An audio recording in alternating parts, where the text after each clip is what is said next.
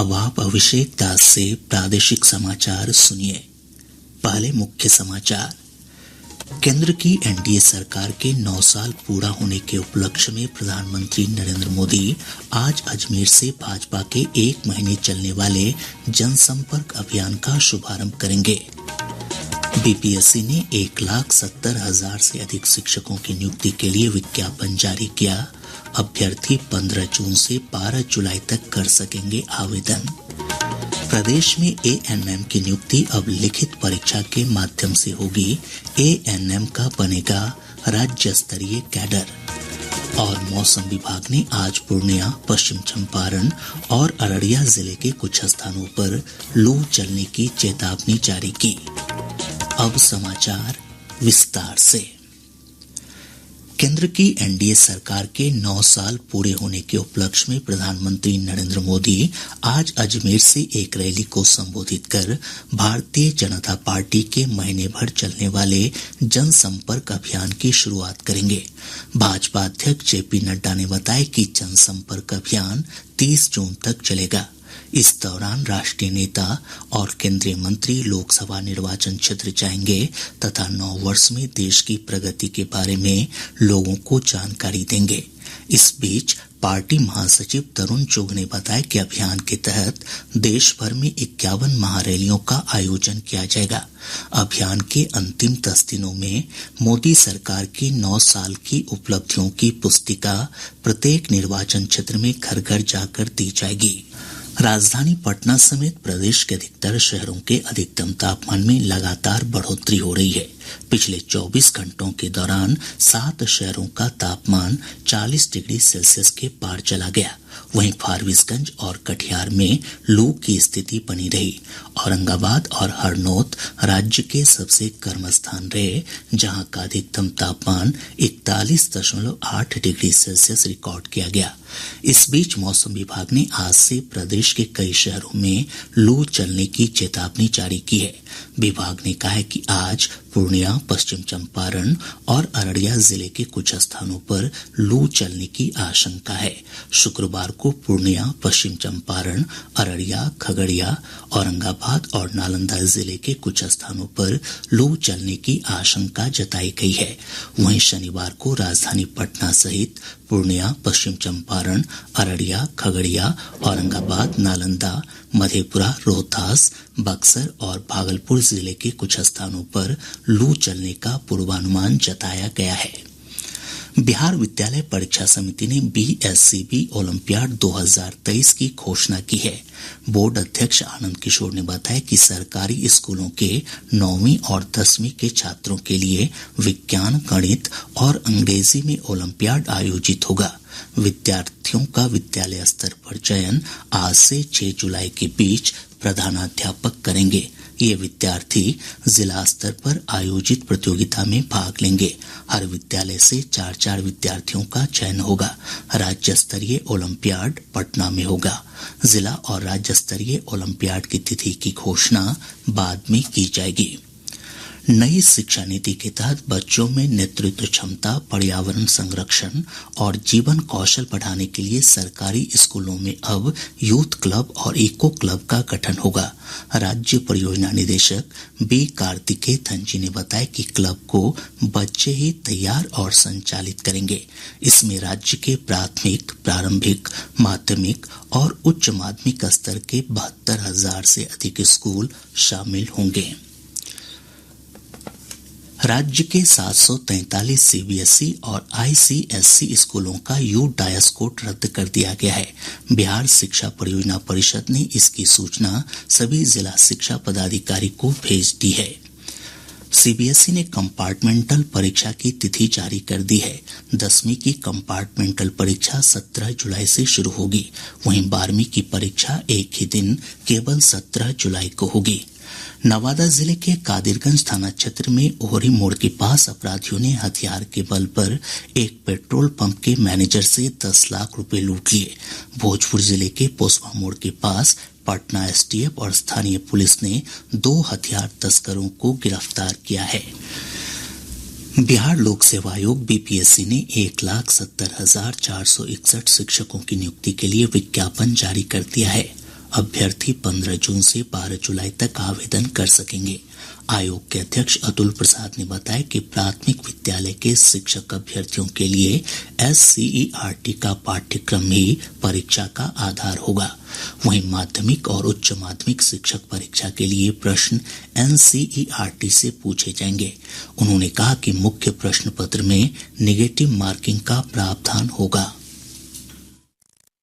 कि प्राथमिक विद्यालय के लिए जो SCERT का जो सिलेबस है के हिसाब से जो सिलेबस है वही राज्य सरकार का सिलेबस है, वही राज्य के विद्यालयों में लागू है और वही तरह के अध्यापकों के लिए, अभ्यर्थियों के लिए वो सिलेबस होगा प्राथमिक विद्यालय। और जो 9th 10th और फिर उसके बाद 11th 12th के लिए जो है मामला, उसमें राज्य सरकार के विद्यालयों में जो पाठ्यक्रम है वो NCERT के पाठ्यक्रम का जो है वही है, इसलिए वो उसी से गाइडेड होगा और वही है। श्री प्रसाद ने कहा कि 9वीं से 10वीं कक्षा के लिए मुख्य परीक्षा का पेपर 1 और 11वीं से 12वीं कक्षा के लिए पेपर 2 में 120 प्रश्न पूछे जाएंगे। इनमें 80 प्रश्न विषय से संबंधित होंगे, वहीं 40 प्रश्न सामान्य अध्ययन से होंगे। वहीं भाषा के पेपर में 100 प्रश्न होंगे। यह क्वालिफाइंग होगा। वाणिज्य विषय वाले अभ्यर्थियों को वैकल्पिक विषय चुनने का अवसर दिया जाएगा। BPSC अध्यक्ष ने बताया कि उम्र सीमा की गणना 1 अगस्त 2023 से होगी। सरकार की ओर से तय अर्हता के अनुसार वैसे अपीयरिंग उम्मीदवार जो CTET, BTEC या STET पास हैं पर उनकी BEd या DLED परीक्षा किन्हीं कारणों से नहीं हो सकी है, उन्हें भी परीक्षा में शामिल होने का अवसर दिया जाएगा। आवेदन के समय ही अभ्यर्थियों से सभी प्रकार के कागजात लिए जाएंगे। श्री प्रसाद ने बताया कि शिक्षक नियुक्ति प्रक्रिया को अकादमिक वर्ष में पूरा कर लिया जाएगा। परीक्षा के 2 से 3 महीने के अंदर रिजल्ट जारी होगा। इधर आयोग के सचिव रवि भूषण ने बताया कि कक्षा 1 से 5 की नियुक्ति में महिलाओं को 50% आरक्षण मिलेगा। शिक्षक नियुक्ति में कंप्यूटर विज्ञान के अभ्यर्थियों को उम्र सीमा में 8 वर्षों की छूट मिलेगी। शिक्षा विभाग ने इस संबंध में अधिसूचना जारी कर दी है।